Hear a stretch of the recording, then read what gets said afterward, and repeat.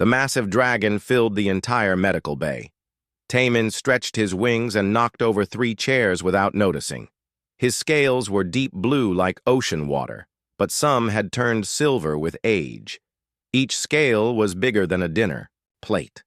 When he breathed, small puffs of steam came from his nose. "This is waste of time," Taemin said in his deep voice. The words made the walls shake a little. "I have fought in wars before your species learned to make fire. One tiny spot on my wing does not need all this fuss." Ji-won tried not to show. She was nervous. She was only 25 years old and had been working at the Galactic Medical Station for 2 years. Most patients were her size or smaller. Taemin was her first dragon patient, and he was huge. She could walk under his belly without bending down. "Sir, we just need to do a basic check," Ji-won said. She held her scanner steady even though her hands wanted to shake. "All patients get the same treatment here." Taemin snorted. More steam puffed out. "Same treatment? Little human, I am 8,000 years old. I have seen stars born and die. I have fought battles in the dark spaces between worlds. Your entire species is barely past crawling in mud." Ji-won bit her lip but stayed calm. She had heard this before, from older alien patients. Many of them thought humans were too young and stupid to help them. But the medical station had rules. Every patient got checked properly, no matter how old or important they thought they were. "I understand you have lots of experience," Ji-won said, "but please let me look at the spot you mentioned. Where is it?" Taemin lifted his right wing. The wing was so big it covered half the room. "There, on the edge. It appeared 50 years ago. Just a dark mark. Probably from age. Dragons get spots when we get old, just like other creatures." Ji-won walked closer to look. She had to stand on a ladder to reach the spot. It was about the size of her hand, dark purple against his blue scales. At first glance, it did look like an age spot, but something felt wrong about it. "It looks different than normal age spots," Ji-won said. She pulled out her basic scanner and pointed it at the mark. "The edges are too perfect. Age spots usually have rough edges." "Nonsense," Taemin said. "I have fought the Shadow Fleet across 12 star systems. I have been hit by plasma cannons and energy beams. I have flown through radiation storms that would kill most beings in seconds. One little spot means nothing." The scanner beeped. Ji-won looked at the numbers and frowned. The readings were strange. The spot showed different energy levels than the rest of his skin. It was like there was something under the surface. "Sir, I think we should do a deeper scan," Ji-won said. "This reading doesn't match normal skin tissue." Taemin turned his massive head to look at her. His eyes were golden and ancient. "Are you saying I don't know my own body? I have lived with this body for 8,000 years. You have lived for barely 20 of your short years." "I'm not saying that," Ji-won said quickly. "But the scanner shows something unusual. It will only take a few minutes to check." "No." Taemin's voice was final. "I want to see the real doctor, not a human nurse who probably learned medicine from picture books. Get me the Altarian chief physician. They have real medical knowledge." Ji-won felt her face get hot with anger, but she kept her voice steady. "Dr. Zenth is busy with surgery right now. I can schedule you for tomorrow, or I can do the basic scans now." "Tomorrow, then," Taemin said. "I refuse to let a primitive human poke at me with toys and call it medicine. Your species was living in caves when my people were building cities among the stars." Ji-won wanted to argue, but she knew it would not help. She had met patients like this before. They thought humans were too young and simple to understand anything important.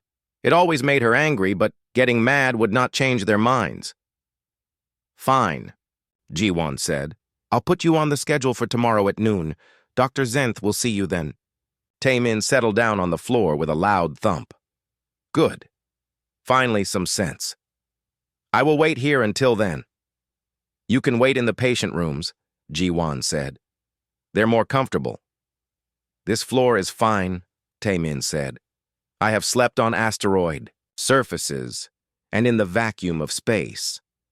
Your soft human furniture would just break under my weight anyway. Ji-won left the room feeling frustrated. In the hallway, she looked at her scanner again. The readings were definitely not normal. Whatever that spot was, it was not just an age mark. She had seen age spots on dozens of different alien species. They all had similar patterns. This was completely different. She thought about leaving it alone. Taemin would see Dr. Zenth tomorrow, and it would become someone else's problem. But something about the readings bothered her. They reminded her of energy signatures she had seen in her xenobiology classes, but she could not remember where. Ji-won made a decision. She walked to the advanced scanning room and powered up the quantum resonance imager. It was the most powerful scanner on the station, usually reserved for serious cases. But Ji-won had access because she helped with research projects. She pulled up Taemin's basic scans on the computer and fed them into the advanced system. The machine hummed as it analyzed the data. After 5 minutes, results appeared on the screen. Ji-won stared at the display. Her hands started to shake, and this time she could not stop them. The readings showed something impossible. The spot was not organic tissue at all. It was some kind of artificial structure, but made from materials that did not match anything in the galactic database. The structure had layers, like it was built rather than grown. Inside those layers were patterns that looked almost like circuitry, but far more complex than any technology she knew about. The energy signature was completely unique. Ji-won ran the scan 3 more times to make sure. Each time, the results were the same. Whatever was embedded in Taemin's wing, it was not natural. It was not made by dragons or any other known species, and according to the deep scans, it was much older than Taemin himself. She saved all the data and locked the files with her security code. Tomorrow, she would show everything to Dr. Zenth, but tonight, she would do her own research. Something told her this discovery was much bigger than one old dragon's age spot. In the medical bay, Taemin settled down for the night. He closed his ancient eyes and dreamed of old battles and distant stars. He had no idea that the small human nurse he had dismissed was about to discover something that would change everything he thought he knew about himself and the galaxy. Dr. Hae-jin arrived at the medical station early the next morning. He always came in before the other doctors to review patient files. He was drinking his morning coffee when Ji-won knocked on his office door. "Doctor, I need to show you something important," Ji-won said. She looked tired, like she had not slept well. "What is it?" Dr. Hae-jin asked. He had worked with Ji-won for 2 years and trusted her judgment. She was one of his best nurses and never bothered him unless something was really wrong. Ji-won sat down and pulled out her data pad. "Yesterday, I scanned a dragon patient. He has what he thinks is an age spot, but the readings are very strange." She showed him the basic scan results first. Dr. Ha-jin looked at the numbers and nodded. "These do look unusual for normal skin tissue. Did you do a deeper scan?" "Yes," Ji-won said. She showed him the quantum resonance results. "Look at these readings." Dr. Hae-jin nearly dropped his coffee cup. He stared at the screen for a long time without speaking. Finally, he looked up at Ji-won with wide eyes. "This can't be right," he said. "These readings show artificial structures, but they're embedded deep in living tissue. How is that possible?" "I don't know," Ji-won said. "I ran the scan 4 times. The results are always the same. Whatever this thing is, it's not natural. And look at this age reading." She pointed to another set of numbers. Dr. Hae-jin's mouth fell open. "This says the structure is over 2 million years old. That's impossible. The dragon is only 8,000 years old." "That's what I thought too," Ji-won said. "But the quantum dating is very accurate. This thing is ancient." Dr. Hae-jin stood up and paced around his office. He had been a doctor for 30 years and had never seen anything like this. "What did the patient say about it?" "He thinks it's just an age spot," Ji-won said. "He was very rude about letting me examine him. He wanted to wait for Dr. Zenth." We need to talk to this dragon immediately, Dr. Heijin said. This could be the most important medical discovery in centuries. They walked to the medical bay where Taemin was still sleeping on the floor. Dr. Heijin had never seen a dragon this big before. Taemin's snoring shook the windows. "Sir," Dr. Heijin called out. "Sir, please wake up." Taemin opened one golden eye. When he saw Dr. Heijin's human features, both eyes snapped open. "Another human? Where is Dr. Zenth?" "I'm Dr. Heijin, head of xenobiology," the doctor said. "Dr. Zenth is still in surgery, but this can't wait. We need to discuss your scan results." Taemin lifted his massive head. "What scan results? I told the nurse I would only allow a real doctor to examine me." Dr. Heijin glanced at Ji-won. She looked embarrassed but determined. "Sir, I had to do preliminary scans for safety reasons. What we found is very important." "You scanned me without permission?" Taemin's voice rose to a roar. "How dare you? I specifically refused." "Please calm down," Dr. Heijin said. "What we discovered could be life-threatening. You have an artificial structure embedded in your wing. It's not an age spot." Taemin laughed, but it was not a happy sound. "Artificial structure? Ridiculous! I know every scar and mark on my body. I have had this spot for 50 years. It is nothing more than skin discoloration." Dr. Heijin showed him the scan results on a large display screen. "These readings don't lie.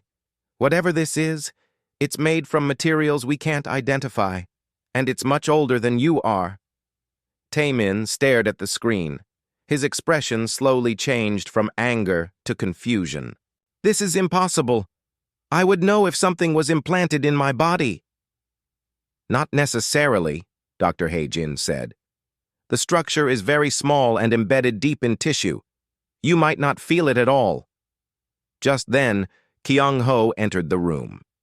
He was the station's chief technician and had been listening from the hallway. "Doctor, may I make a suggestion?" "Of course," Dr. Heijin said. "We should use quantum resonance imaging," Kyung-ho said. "It can show us the internal structure without surgery. The dragons actually helped humans develop this technology during the Alliance Wars." Taemin's ears perked up. "You have quantum resonance? That is advanced technology. Very few species can build such machines." "Humans have improved it quite a bit since then," Kyung-ho said proudly. "Our version can see details the original couldn't detect." "Improved it?" Taemin looked skeptical. "Humans have only had the technology for 50 years. Dragons perfected it over centuries." "Would you like to see?" Kyung-ho asked with a small smile. Taemin's pride was challenged now. "Fine. Show me what your improved machine can do. But I warn you, if this is some trick to study dragon physiology, there will be consequences." They moved to the advanced imaging lab. The quantum resonance imager was a massive machine that filled most of the room. Kyung-ho powered it up and adjusted the settings.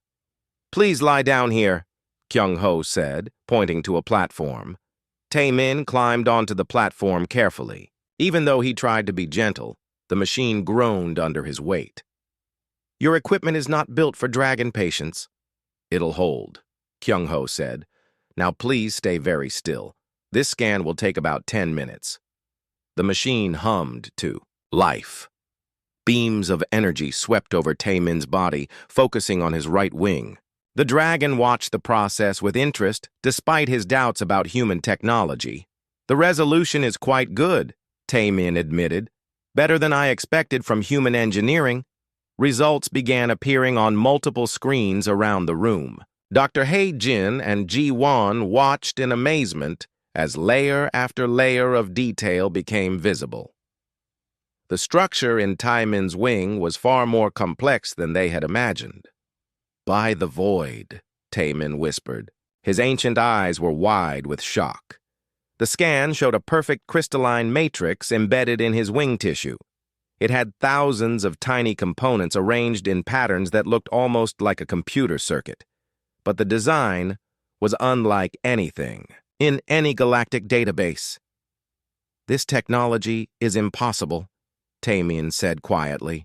No species in the galaxy can build structures this complex. The precision required is beyond our capabilities. Dr. He-Jin studied the readings. The quantum dating confirms it's over 2 million years old, but look at these energy patterns. It's still active. Active? Jiwon asked. You mean it's working? The power levels are very low, Kyung-ho said. But yes, it's definitely functioning. It's been running for 2 million years without any maintenance. Taemin was silent for a long time. Finally, he spoke in a voice that was much quieter than before. I have never heard of technology like this. In all my years, across all the worlds I have visited, nothing comes close to this level of advancement. Where could it have come from? Jiwon asked. I don't know, Taemin said, but I am beginning to understand that I know much less about myself than I thought. Dr. He-Jin looked at the other humans in the room. They were all thinking the same thing. If this technology was real, and if it was 2 million years old, then someone had built it long before any current galactic civilization existed. We need to study this more carefully, Dr. He-Jin said. This could change everything we know about galactic history. Taemin nodded slowly. Yes. It seems the tiny human nurse was right to be concerned. I owe her an apology.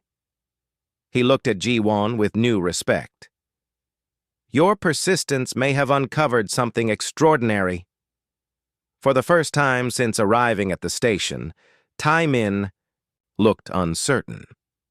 The ancient dragon, who had been so confident about his vast knowledge, was beginning to realize there were things in the universe far older and more mysterious than even his long life had shown him. Dr. He-Jin called an emergency meeting with his best medical team.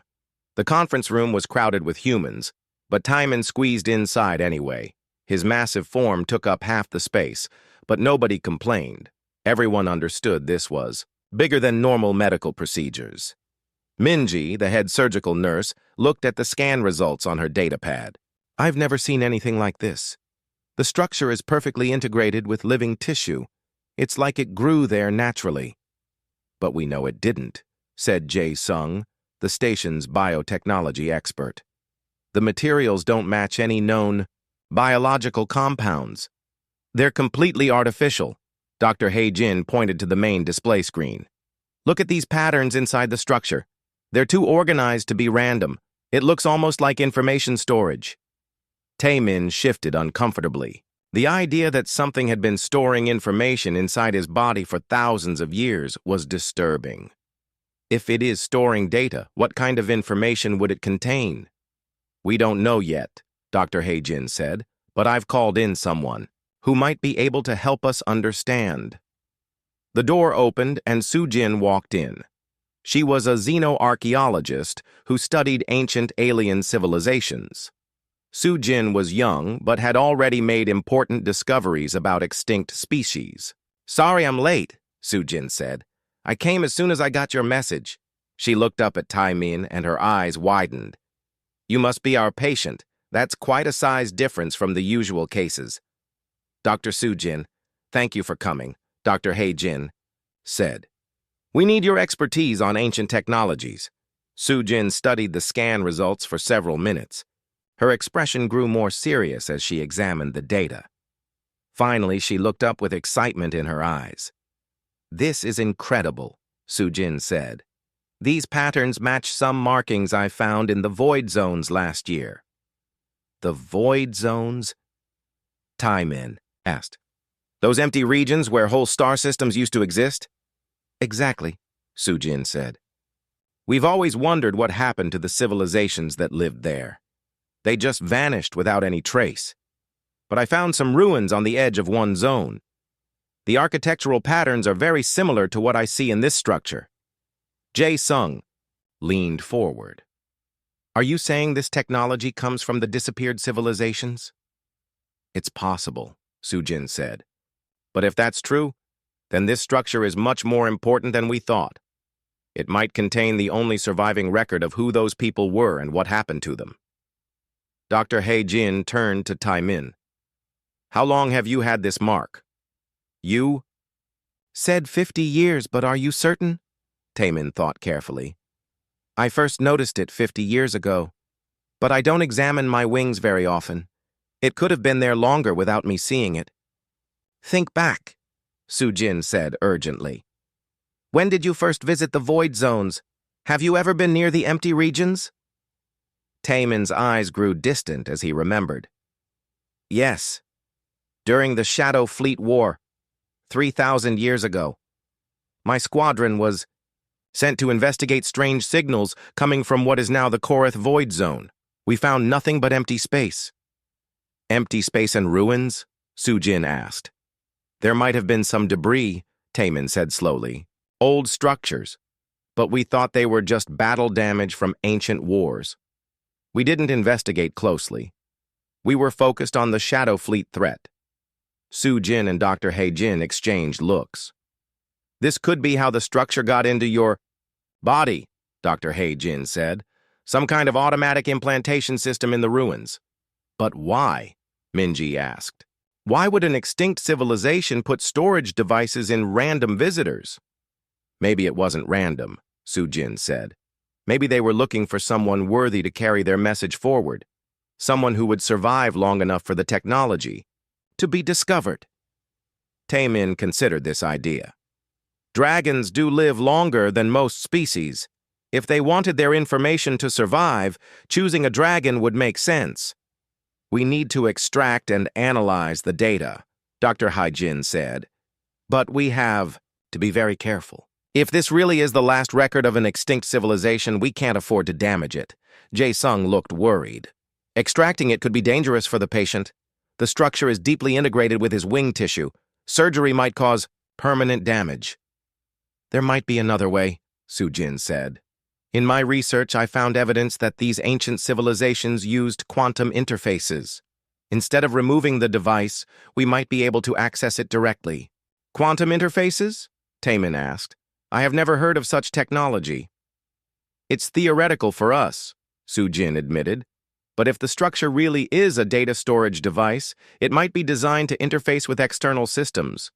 We just need to figure out how to connect to it. Dr. He-jin nodded. Jae-sung, do you think our quantum computers could establish a connection? Maybe, Jae-sung said. But we'd need to modify our equipment significantly.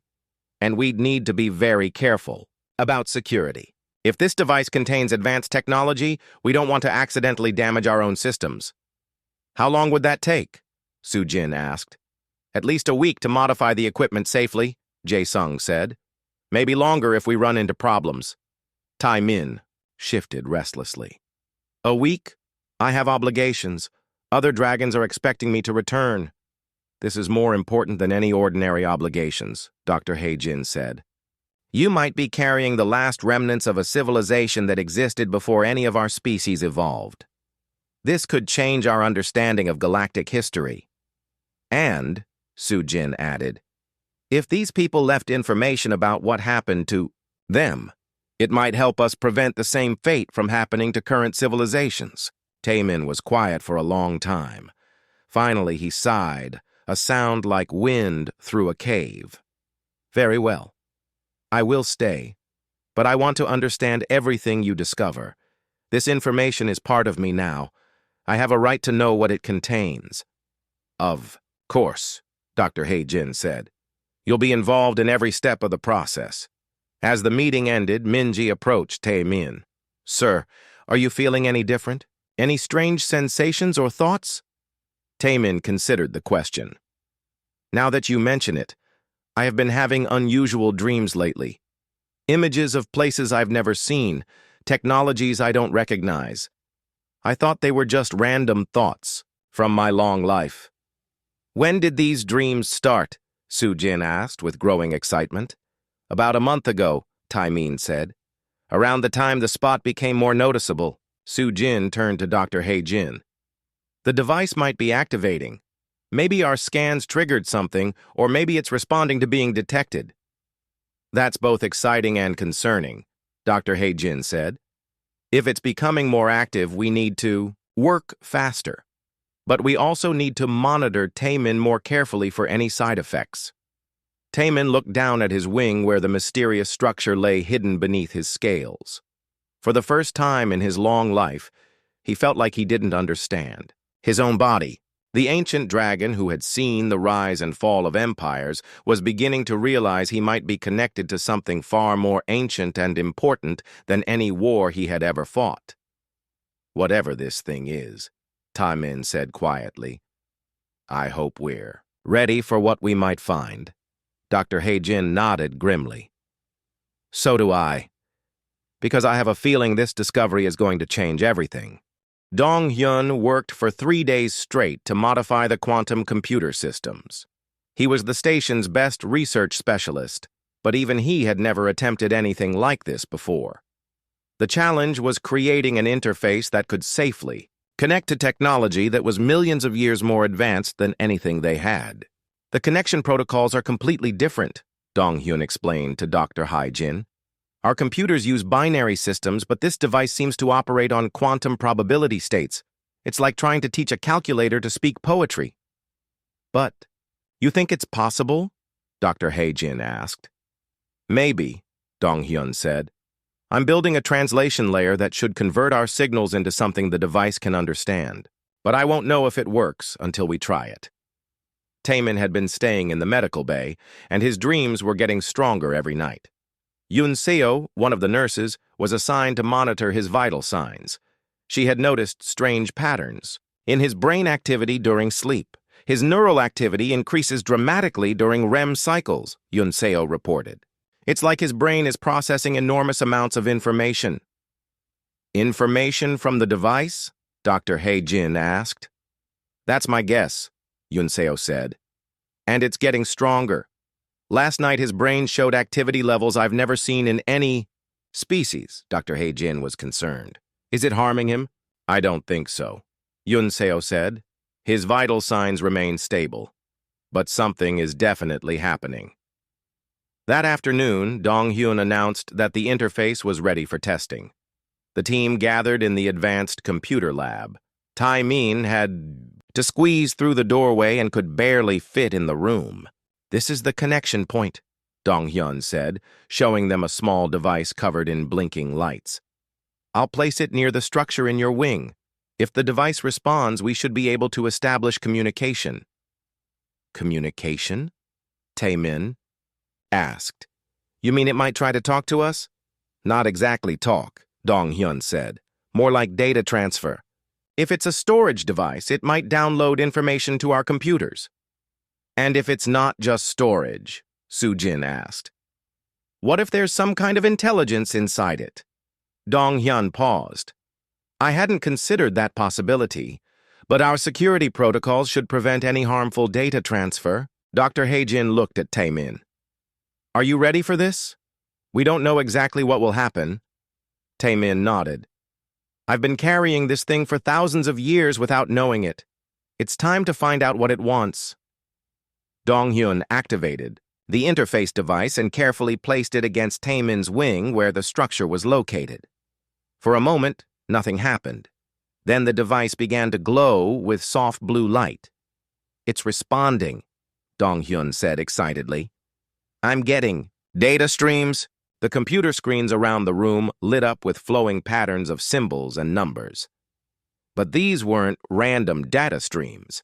The patterns were too organized, too purposeful. "It's not just downloading," Dong-hyun said with growing amazement. "It's actively communicating. The device is trying to interface with our systems." Suddenly, the main display screen cleared and showed a three-dimensional star map. But this wasn't any star map they recognized. The positions and arrangements were completely different from current galactic charts. "This must be what the galaxy looked like millions of years ago," Soo-jin said breathlessly, "before the void zones were empty." More information began appearing. Mathematical formulas filled secondary screens. The equations were incredibly complex, describing physics and engineering principles that were far beyond current understanding. "These formulas," Jae-sung said, studying the displays, "they're describing technologies we can barely imagine. Energy manipulation, matter transformation, space-time engineering. Taemin suddenly gasped. His eyes rolled back and his massive body trembled. Yunseo immediately checked his vital signs. His neural activity just spiked off the charts. Yunseo reported. Something's happening to his brain. Should we disconnect? Dr. Heijin asked urgently. Wait, Taemin said in a strained voice. I'm remembering, things that aren't my memories. Images flashed through his mind. Vast cities floating in space. Beings of pure energy working alongside creatures made of living crystal. Technologies that could reshape entire star systems. And something else. Something dark approaching from the space between galaxies. The predecessors, Taemin whispered. That's what they called themselves. They built all of this. The cities, the technologies, everything. Who were they? Sujin asked. Taemin's voice was distant, like he was speaking from a dream.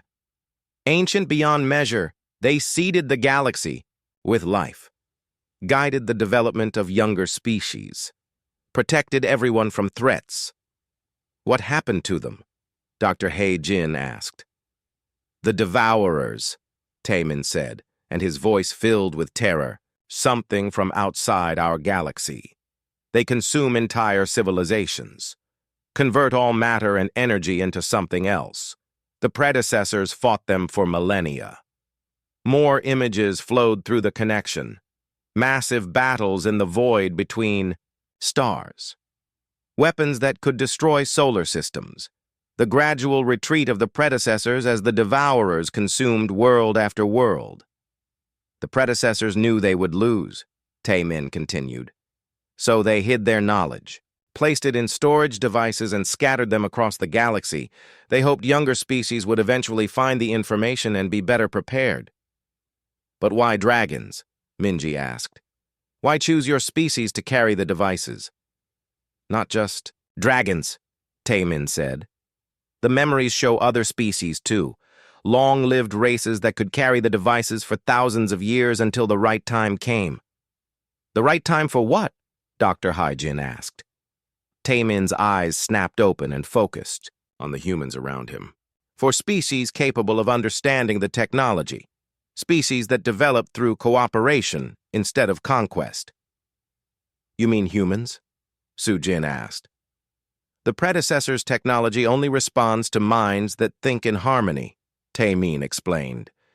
Most species develop technology through competition and war. Their thoughts are too aggressive for predecessor interfaces. But humans are different? Dong-hyun asked. Humans developed their greatest advances through cooperation, Taemin said. Your medical technology, your computers, your space travel, all built by many minds working together peacefully. That's why the device responds to your equipment. Dr. Heijin felt a chill run down his spine. Are you saying we're the first species that can access this technology? In millions of years, yes, Taemin said. And according to the data I'm receiving, we don't have much time. Time for what? Yunseo asked. Taemin looked at each of them with his ancient golden eyes. The Devourers are coming back. The long-range sensors in the data show them approaching the outer rim of our galaxy. They'll be here within months. The room fell silent. Everyone stared at the dragon who had just told them that an ancient enemy capable of destroying entire civilizations was heading straight for them. But, Taemin continued, the predecessors left us the tools to fight them. We just need to find the other storage devices and activate the defensive network they built. How many other devices are there? Dr. Heijin asked. Thousands, Taemin said. Hidden in long-lived members of dozens of species, all waiting for the right minds to unlock them. Sujin stood up suddenly. We need to contact every major species in the galaxy. If there are others carrying these devices, we have to find them immediately. And we need to hope, Dr. Heijin added grimly, that human cooperation really is the key to saving everyone. Ram worked frantically at her communications station. As the medical station's communications officer, she had never sent so many urgent messages at once. Every major species in the galaxy needed to be contacted immediately. I've reached the Altarian Council, the Zenthari Republic, and the Crystalline Collective, Ram reported. They're all sending representatives with their oldest members. Dr. Hai Jin paced around the communications room. How long before they arrive? The fastest ships will be here in 2 days, Ram said.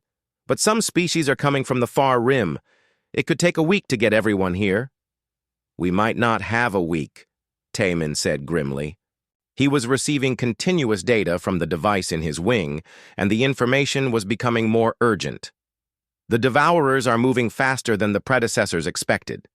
Dr. Sang Woo arrived that morning.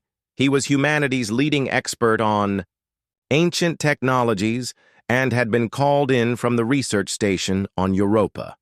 After reviewing all the data, he looked both amazed and terrified. This technology is incredible, Dr. Sang Woo said. But I understand why only humans can interface with it properly. The quantum harmonics require perfectly synchronized thought patterns. Most species think too competitively. What do you mean? Sujin asked. Look at these interface requirements. Dr. Sang Woo showed them complex diagrams on his datapad. The technology reads brain patterns and only responds to minds that think in terms of cooperation and mutual benefit. Most species, even peaceful ones, have underlying competitive thought patterns from their evolution. Yujin, one of the station's engineers, studied the diagrams. So humans are naturally compatible because we evolved as cooperative hunters and social builders. Exactly, Dr. Sang-woo said. Our brains are wired for teamwork at a fundamental level. It's why we can build machines like this medical station where dozens of species work together.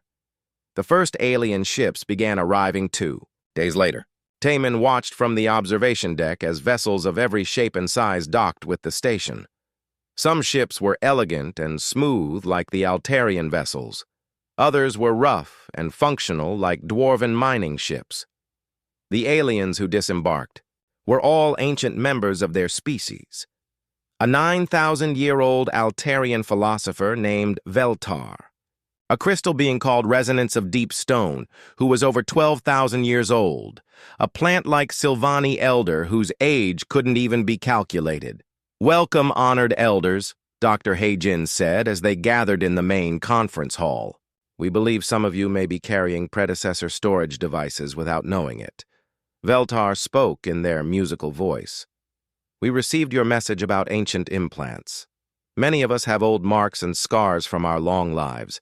How do we know which ones are significant? Dr. Sang-woo had prepared for this question. We've modified our scanners to detect the specific quantum signatures of predecessor technology. With your permission, we'd like to scan all of you. The scanning process took hours. The ancient beings patiently submitted to examination by human, medical equipment. Most showed nothing unusual, but then Yujin's scanner began beeping frantically. Found one, Yujin announced. She was examining Resonance of Deep Stone, the crystal being. There's a structure embedded in your core matrix. Same quantum signature as Taemin's device. More devices were discovered. The Sylvani Elder had one integrated with their root system. An ancient dwarven smith named Ironbeard carried one in. His cybernetic arm. A floating gas being called Whisper of Storms had one in their energy matrix. 13 devices total, Dr. Sang-woo announced after all the scans were complete. Each one integrated differently based on the carrier's biology. Is that enough? Asked Veltar. Taemin consulted the data flowing from his device. According to the predecessor network, we need at least 10 devices active to establish basic defensive protocols. 13 should be sufficient for a primary defense grid. How do we activate them? Resonance of Deep Stone asked in their harmonic voice. That's where human technology becomes crucial, Dr. Sang-woo explained. Each device needs to interface with our quantum computers, but the process is dangerous. When Taimin's device activated, it nearly overwhelmed his neural system. Dr. Heijin looked concerned. We need to modify our approach. If all 13 devices activate simultaneously, the data flow could be too much for anyone to handle. Yu Jin had an idea. What if we link them through our computer network? Instead of each being processing the data individually, we could distribute the load across our systems. That might work, Dr. Sang-Woo said, but we'd need to modify our entire network, and we'd need the carriers to remain connected during the activation process. How long would that take? Ironbeard asked in his gruff voice. At least 3 days, Yu Jin said. Maybe 4 if we encounter problems. Whisper of Storms flickered with concern. The time factor troubles me. These devourers you spoke of, how close are they? Taimin's expression was grim. The latest data shows scout ships entering the Outer Rim territories. They're faster than the predecessors predicted. We have perhaps 2 weeks before they reach inhabited systems. 2 weeks to activate an ancient defense network we barely understand, Dr. Heijin said. Using technology that could kill the carriers if we make a mistake. We have to try, Veltar said firmly. If these devourers are as dangerous as the data suggests, our entire galactic civilization is at stake. Agreed, Resonance of Deepstone harmonized. But we should prepare for the possibility that some of us may not survive the activation process. The ancient beings looked at each other with understanding that came from thousands of years of life. They had all seen the rise and fall of civilizations. They knew when to take desperate risks. We're not just risking your lives, Dr. Heijin said. We're asking you to trust human technology to interface with devices millions of years more advanced than anything we've ever built. Ironbeard laughed, a sound like grinding stone. Human technology got us this far, didn't it? Your scanners found the devices when we thought they were just old scars. Your computers established communication when we thought it was impossible. The irony is remarkable, the Silvani elders said in their whispering voice. The youngest species in the galaxy has become the key to accessing the oldest technology. Taimin nodded. I spent 8,000 years dismissing human capabilities. But in 3 days, human medical science and engineering have revealed secrets that changed everything I thought I knew about myself and the universe. Dr. Sang-Woo looked around at all the ancient faces, scales, crystal, energy, plant matter, and cybernetics. We'll do everything we can to make this work safely, but I want everyone to understand the risks. We understand, Veltar said, speaking for all the elders. We've lived long enough to recognize a moment when history turns on a single decision. This is one of those moments. Then we begin tomorrow, Dr. Heijin said. Humans and ancients working together to activate technology that might save the galaxy. Yu Jin looked out the window at the stars. Somewhere out there, ancient enemies were approaching.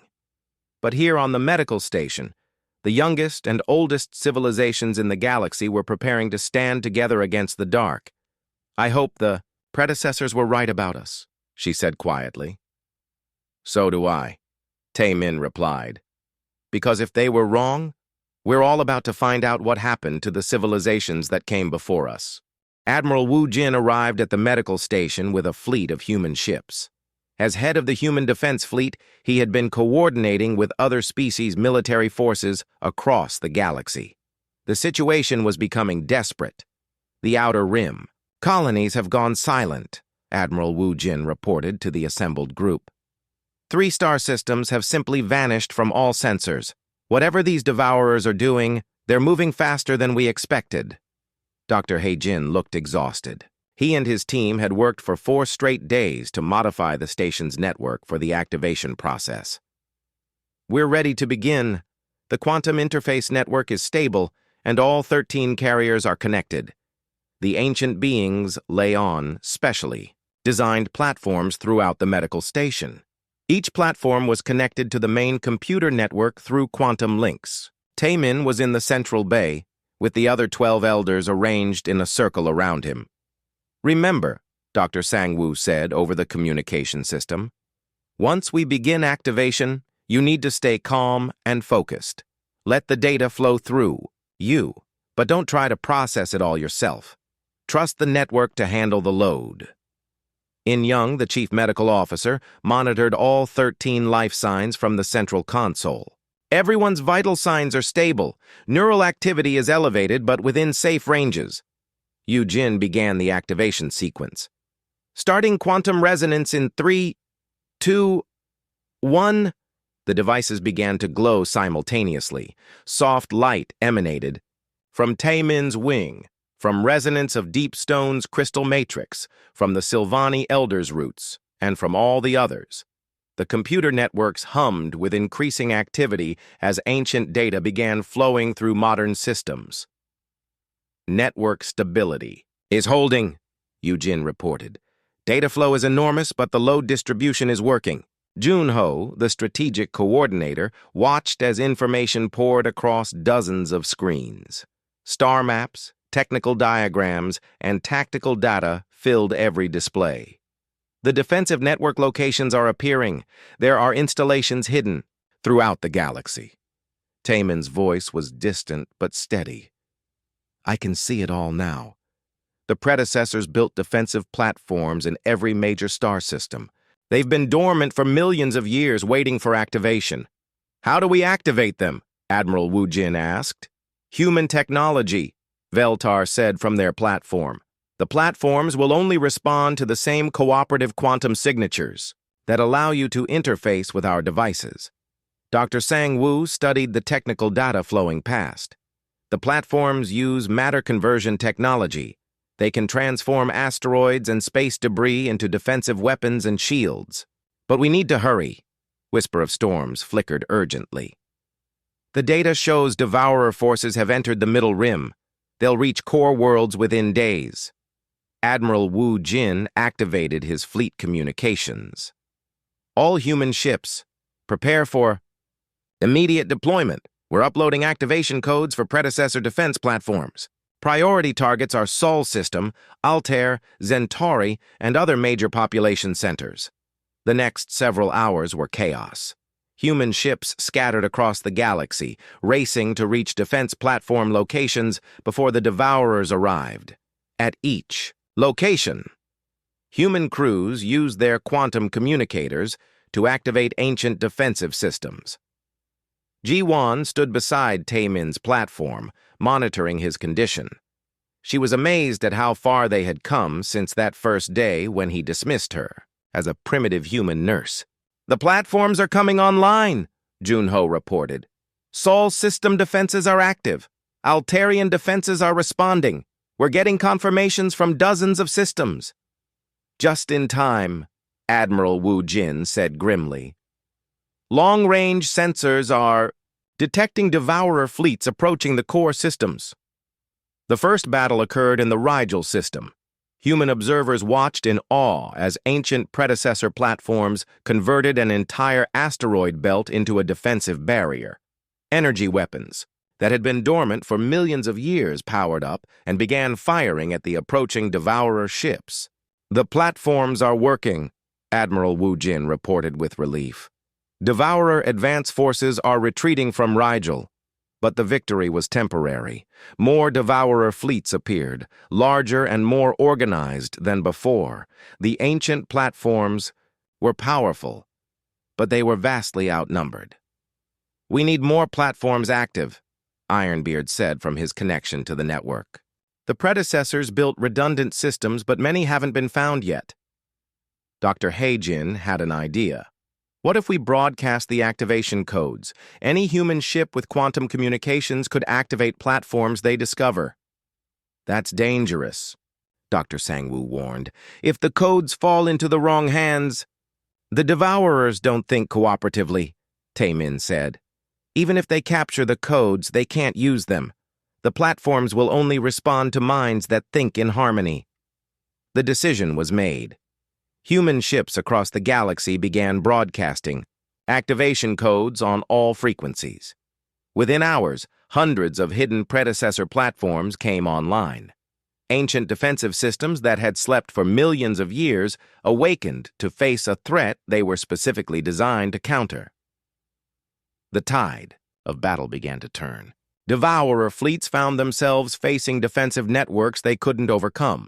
Their ships, designed to consume and convert matter, couldn't adapt to weapons that used quantum manipulation and matter transformation.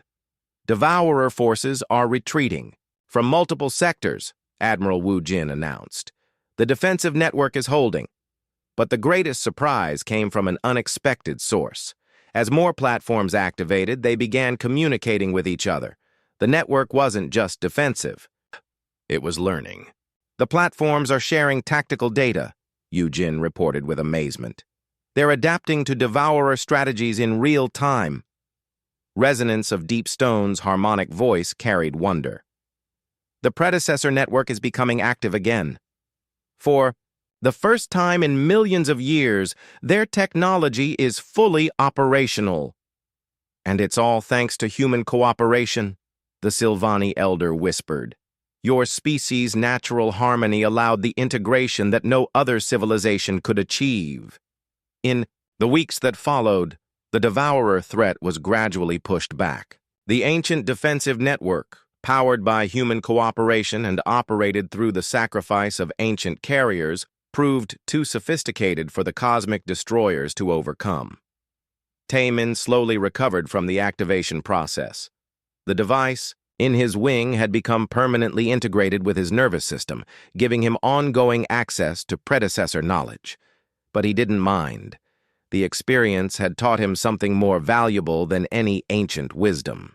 I was wrong about so many things, Taemin said to Ji-Wan as they stood together on the observation deck, watching repair ships restore damaged platforms.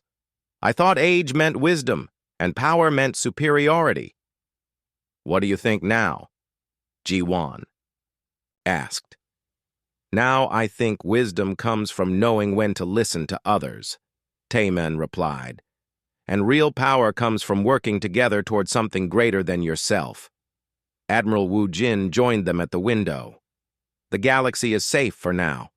The Devourer fleets have retreated beyond the rim. The predecessor network will keep them out. What happens next? Ji-Wan asked. Now we learn, Taemin said. The predecessors left us more than just weapons. They left us knowledge about the universe, about life, about possibilities we never imagined. And they trusted us to use it wisely. Dr. Hai Jin approached their group. The Galactic Council has voted.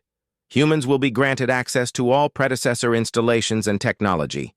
You've earned the right to explore what they left behind.